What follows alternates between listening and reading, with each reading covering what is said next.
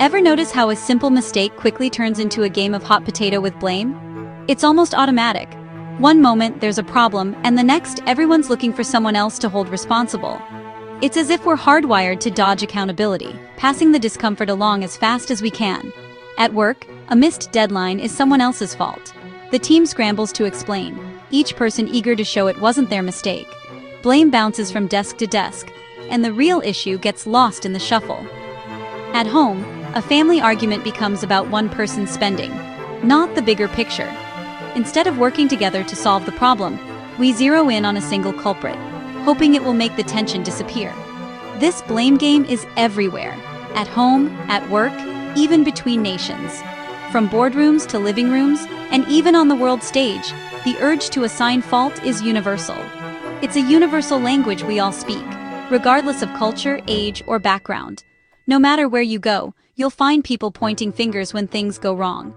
Even in small moments like spilling coffee, our first instinct is to look for an external cause. Maybe the table was wobbly, or someone distracted us at just the wrong time. It feels safer to blame the table or a distraction than admit we were clumsy. Owning up to our own slip-ups can feel uncomfortable, so we look for something, or someone, else to blame. But this reflex to assign blame keeps us from solving problems. Instead of coming together to find solutions, we get stuck in cycles of accusation and defensiveness. Instead of fixing issues, we waste energy defending ourselves and pointing fingers. The real solutions slip further away as we focus on protecting our own image. The real cost? Relationships suffer, trust erodes, and progress stalls. When blame takes center stage, collaboration and understanding fade into the background. Why do we do this? Blame is a psychological shield, protecting our egos from the sting of imperfection. It's easier to point outward than to look inward and face our own flaws. Understanding the roots of blame is the first step to breaking the cycle. When we recognize this pattern, we can start to change it, both in ourselves and in our communities. Let's look at the psychology behind why we point fingers, and how we can choose a better path, one that leads to growth, connection, and real solutions. At the heart of blame is the self-serving bias, our internal defense attorney. This mental lawyer is always on call, ready to defend our actions and protect our self-image, often without us even realizing it. When things go well, we credit ourselves. We see our successes as proof of our talent, effort, or intelligence, and it feels good to believe we're the main reason for positive outcomes. But when things go wrong, we quickly shift the blame to others, or to circumstances beyond our control. It's easier to point fingers than to look inward. This bias isn't always conscious.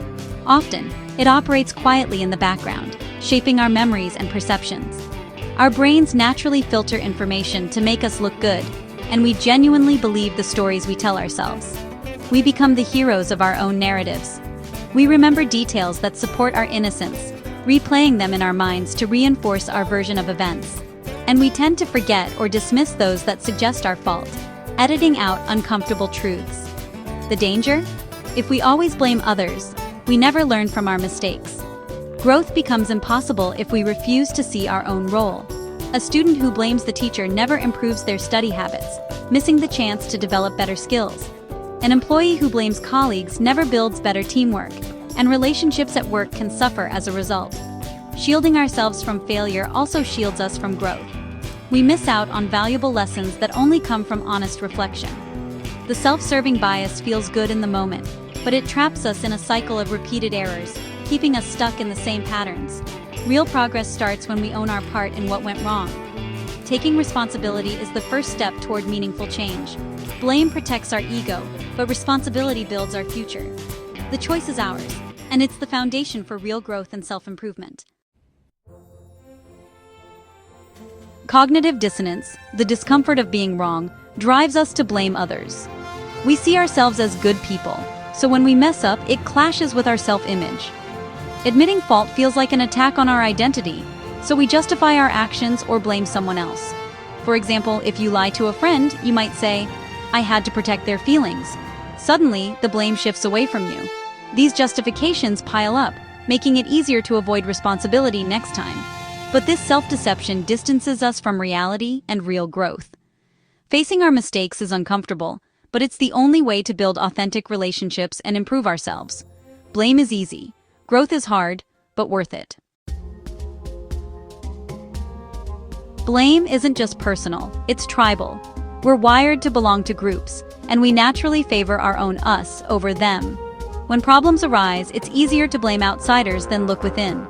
This strengthens group bonds and creates a common enemy.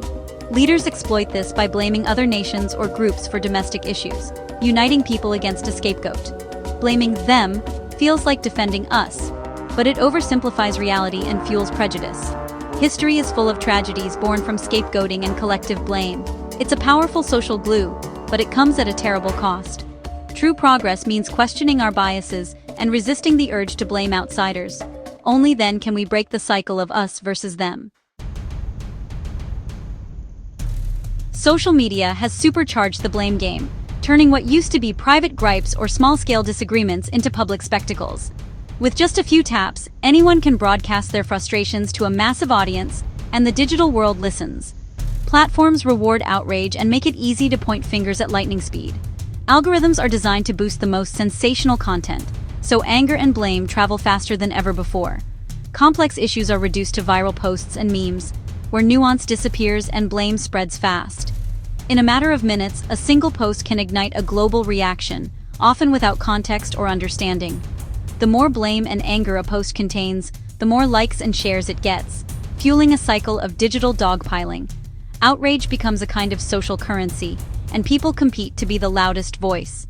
Outrage cascades form, with millions piling on before facts are clear. The rush to judgment is relentless, and the truth often gets lost in the noise. The target is dehumanized, and the goal becomes public shaming, not understanding. Real people are reduced to symbols of blame, and empathy is left behind.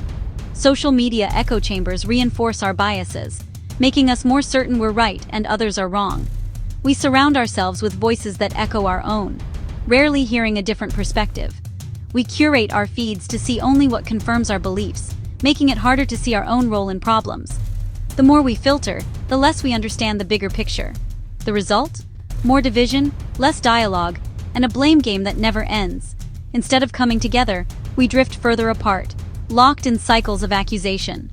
To move forward, we need to pause, question, and seek understanding, not just outrage. Only then can we break the cycle and start building real connections again. Blaming others gives us a fleeting sense of power in a chaotic world. When life feels out of control, finding a villain makes things seem simpler. Naming a culprit gives us a target for our anger and a false sense of control. But this power is an illusion. Blame rarely solves the real problem. It just distracts us from finding solutions.